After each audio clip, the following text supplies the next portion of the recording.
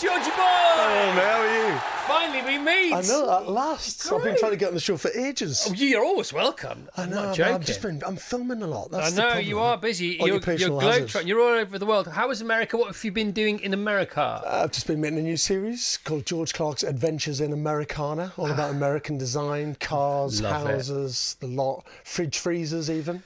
Yeah, they talk about design in America. I don't know if you cover this because I've not seen the show yet because it's not out yet. But they talk about Vietnam, the Vietnam War and American design. And basically, when the war on drugs happened as a resultant of the Nixon government, all design after that was just rubbish. Yeah. And they're wondering if the two are connected. Like, you know, the dashboard of a Corvette was almost as impressive as the Sydney Opera House. Yeah. And if you look at the design of American cars and buildings, circa 67 and after that, it just all got a bit more beige. It's true. Well, you had that kind of post-war boom, you know, after the 50s where there was all this positivity. Technicolor, great materials, great innovation, great design. And it filtered through to everything, you know, down to the American diner, burger joints, everything. Yeah, it was all, I mean, brilliant. Yeah, I mean, for a jukebox, see a diner, for a diner, see a jukebox. Yeah. You know, and then the Corvette pulls up outside, and even the parking meters were gorgeous, weren't exactly. they? No, they were and they sort of still are. Stunning. No, they're stunning. Gosh, you know. There was one night when I was filming in LA and we went down to this diner where they invented the double-decker burger at this one diner, and the diner was beautiful, the burger was beautiful, and then all these guys and all these women turn up on a Friday night with their classic kind of post-World War II cars, and it's just like a big drive-in and everybody hangs out and has a drink, and it's like, it's amazing. There's that amazing feature-length documentary about one of the Apollo rockets. I can never remember which one it is, but it's all from footage. They've made a 90-minute feature out of the actual news footage of all the things that are going on. And one of the greatest things is when everybody turns up to park as near as they can to watch the launch, which is about 15 miles away, and it's like a sort of Woodstock on wheels kind of situation. But just the cars, you pause, you go, forget Apollo, forget the fact they're about to send men to the moon.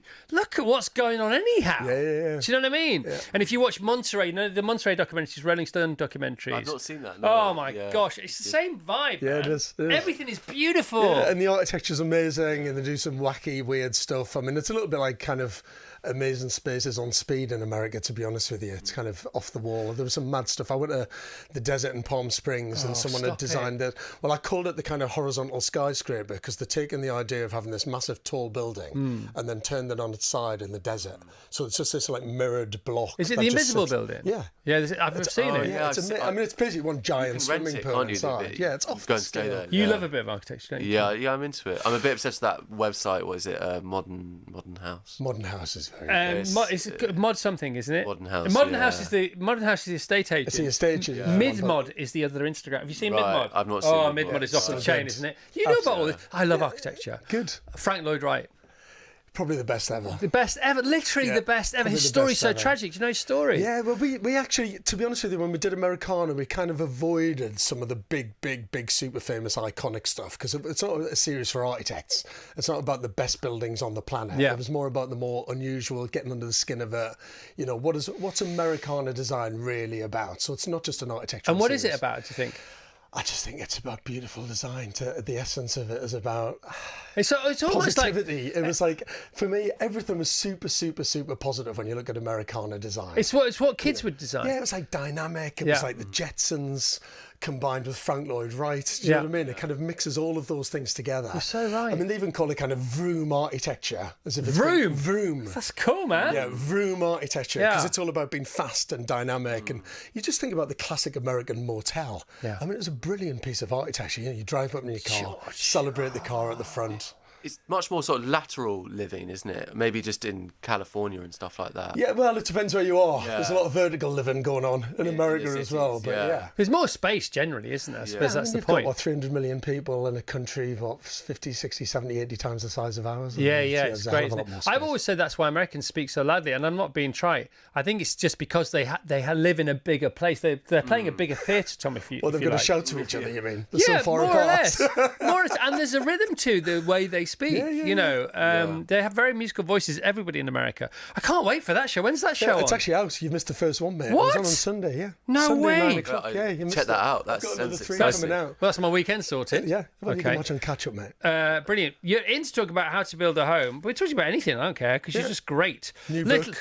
Little experts. George Clarke, How to Build a Home. First children's book. It's my first kid's book, yeah. Okay. This is for this is 6 to 9 year olds. 6 to 9 year olds, really, really simple. I mean, I'm passionate about homes, home design, home innovation. I've got this home educational charity called Moby as well. So we do a lot of work with kids and using home as a vehicle to inspire them into design and changing their environment, and really them defining what the future of home is for them.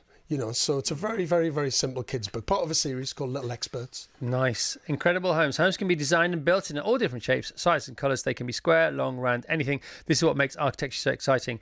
And they do say the number one thing that affects people, whether regardless of your age, regardless of whether you're entrenched or you want to change or you're being changed, is your environment. Whether it's your bedroom, whether it's the cupboard under your stairs, whether it's the 4 walls and the roof under which your mum and dad have to pay their mortgage. Absolutely. And also, I think, if you've got a decent roof over your head, it's like the foundation stone for everything. Everything else in life gives you a chance, basically. But also, I think there's a lot of housing today is a bit rubbish. If you look at a lot of big mass house building that's been done, you think, is that really the best that we can do for the environment and the way people live? And communities and things like that. So, simpler lines, man. Exactly. So just inspiring kids to define the homes of their future is something I'm super, super passionate about. Right, once again, Little Experts, George Clarke, How to Build a Home. Yeah. Marvellous materials. Give us your top 3. Come on. In 2024, what should we be building our houses from? Timber's the obvious one because it's the most sustainable one. Don't burn it, build with it. Exactly. I mean, timber is beautiful. You've got so many different timbers out there from so many different parts of the world. You can craft it in so many different ways. It can be the superstructure, it can be the final finishes, it can be all those things. I think that's my alarm gone off on my phone. Is that to remind you what? Why have you set an alarm for 9 o'clock? I've got no idea. That's interesting, isn't it? Is that the backup one? No, but by the way, what's he supposed to be doing at 9 o'clock? Answer on a postcard, please. My phone was turned off as well. Sorry about that. 9 o'clock alarm. Anyway, that's just when you're going to cut me off, probably. Somewhere. No, not at all. Not for a second. Timber. Timber. That's a big one. Yeah. I like a concrete floor. Am I allowed a concrete floor? I think it needs to be a more ecological version of concrete. All right, concrete-looking floor. Concrete floors, that's good. What's my substitute for concrete? Do you know what? There's a new material called graphene. You heard about graphene? No, but I like the sound of it. So graphene is one of the most exciting new materials that's been discovered. It's basically carbon. It's like a single atom sheet material. Right. It's 200 times stronger than steel, 5 times lighter than aluminium. Yes. And it's a material that we're going to start adding to other materials to make them stronger. So you could put graphene in concrete to use less aggregate. And do we pour that out? Are we pouring this onto our floor? It's a kind of atomic, beautiful, mad, crazy material that you can just mix in. Well, okay, I'm going to go with that. So that's 2. And give us another one. Stone. I mean, stone's beautiful. All right. And the good thing about timber and stone is the materials you've used for thousands of years, they get better with age. And they're absolutely beautiful if they're well crafted. Thinking like an architect, when I used to play golf a lot, if I saw a field or a farmer's field, I'd just create golf holes in my head. I say, that could be like Amon Corner over there, or this could be my favourite hole at St Andrews there. When you look on a skyscape, a cityscape, like you can from where we are now, what a great vantage point. Yeah. Can you not just help yourself, but look at the architecture, spot things, or can you give your eyes a day off? I can never give my eyes a day off. Really? No. It's actually kind of slightly annoying. It's an occupational hazard, really. You just can't switch off from it because you kind of eat, sleep and breathe architecture. Yeah. So whether you're walking down the street, whether you're on holiday, I can never switch off from it ever. Same with you, music? Maybe, yeah. No, I can enjoy music, actually, and I can separate it weirdly. Yeah, I can still enjoy it, but I can't really fully separate myself from it. Do you have like a favourite building, if I was to leave here today and go and see a building somewhere locally? So have you got one that you really think is like... So I would take you 5 minutes away from here to Lincoln's Inn Fields near Holborn Tube Station. Right. There was an architect called Sir John Soane, and he bought a house in the early 1800s, and then he bought the house next door, and he bought the house next door to that, and he turned all 3 of them into a place not just for him to live, but his architectural studios. That's what you want, isn't it? That's the dream. It is Beautiful. like a wonderland. So Really? when he transformed these existing buildings in the early 1800s, Yeah. it was the talk of London. Right. Everybody wanted to see them. So triple height spaces, being able to see from one room through to the next, really kind Yeah. of three-dimensional, kind of unbelievable architect. One of the At the best time. houses in the world. Is that your favourite period? I love the Georgian period. I mean, who Right. doesn't love a Georgian house? Yeah. Yeah, especially if it's called George. And I'm called George, yeah. And my son's called George. There's and my dad was narcissism called George, everywhere. You and don't my have to look granddad for it. was called George. All right, so It's that gotta was be Georgian. that was trailblazing back in the day. In your book, George Clarke's How to Build a Home for Kids, Little Experts. I think for children of all ages, it's a great book. It's out on the 1st of Feb, by the way. Thank you. You can print your home nowadays. Can you actually? I know you can print. You can print cars. Yeah, you can print it's cars. really though. print your house. Yeah, Where- easily. Who's been doing that where? Really easy. Japan, they've been doing a lot of. Germany, they're doing a lot. How big's the printer? It's like this big kind of tube of toothpaste. You know, it's full of a material. Right. Quite often ecological materials are used. And it's called additive design. So you're literally just printing one layer on top of the next layer. Right. And you're building the main superstructure walls of your house. What about these fold-out houses we see on Instagram quite a lot? And they say they're the way forward. And you can drive this. You can have your house delivered, and it folds out itself like some kind of magic jack in the Yeah, box. it's like origami. Yeah, and you can even get fold-out furniture that's in it. Yeah, How yeah. real are these houses? I know they exist because I've seen the prototypes. How close to coming to the market are they? Are they really the future? Why wouldn't they be the future? They should be the future because it's really clever, really inventive design. We do a lot of stuff on Amazing Spaces, as you know, which looks at multifunctional design. How can you make spaces work harder?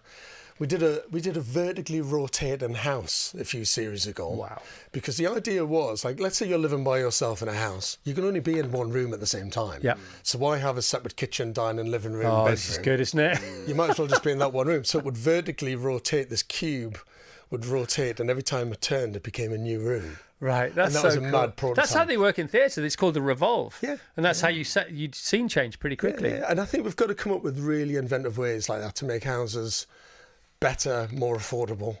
Why build multiple rooms if you only need one or two? That What can about work like much harder for tree you? houses and ice houses and things like that we see around the world? And where's the most? If you had to move somewhere to have the most, the best opportunity of building the least inexpensive but gorgeous environment to live, where would you go?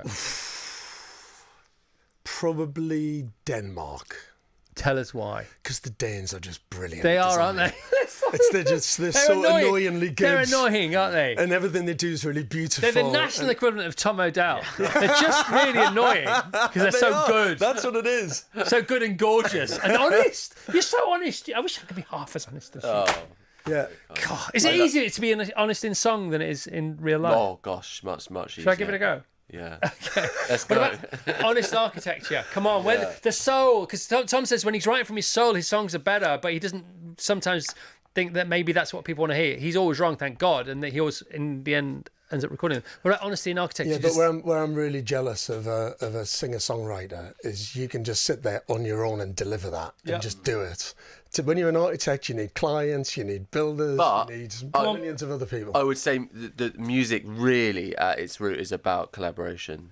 True. And for a long time, I'd fooled myself into like locking, myself away in my room, torturing myself, trying to write a song for a week, and you just go slowly mad. And then you realise it's just about collaboration. And even if you write it on your own, it's still about the audience, who you're going to play it to. But it's also coming from somewhere. It's coming from somewhere, but it's the longer I've done it, the more I've realised it's about the communion, it's about the collaboration, and the audience is just as important as the creator. Stop it, because now you're being wise as well. Is all the other stuff. You're only 33 vessels. I know. So wise. 33 and a third. Will he make it to the speed of an LP? Not if he hangs around here for much longer, let me tell you. George, so the new show's back on. New show's on Sunday night, 9 o'clock, Channel 4. All right, and you're filming some other things? You're filming in a skip recently. I was. So for the last series of Amazing Spaces, which comes out in a few weeks' time, young lad who lives in a skip in South London, kind of pushing the buttons of the housing crisis, really, saying, Right. London's a really expensive place to live, rents are unaffordable, what are we going to do about it? You've seen this, haven't you, Tom? The guy in the skip, yeah, Yeah, it's mad, absolutely mad on social media. Yeah. It's huge. Forgive me, I haven't seen. How is he adapted the skip? he's basically kind of built this timber extension with a vaulted ceiling over the top. Beautiful? It's actually really nice, and it sits on a tiny little plot of land. This guy's got a plot near here. It's literally 2 minutes away from the Shard, and it's sitting on this little plot of land, and he lives in there. Okay, anything else you want to say? No, thanks for having me. It's nice to meet you. It's an absolute. Come and do Carfest. Come and talk to us at Carfest. I love that. Bring some sheds to Carfest. Let's Bring some do it. architecture. Bring some structures. Let's do it. All right, I'm mate. well up for that, mate. Can we have a round of applause, please, for George, if you don't mind? Thank you very George much. Clarke, How to Build a Home.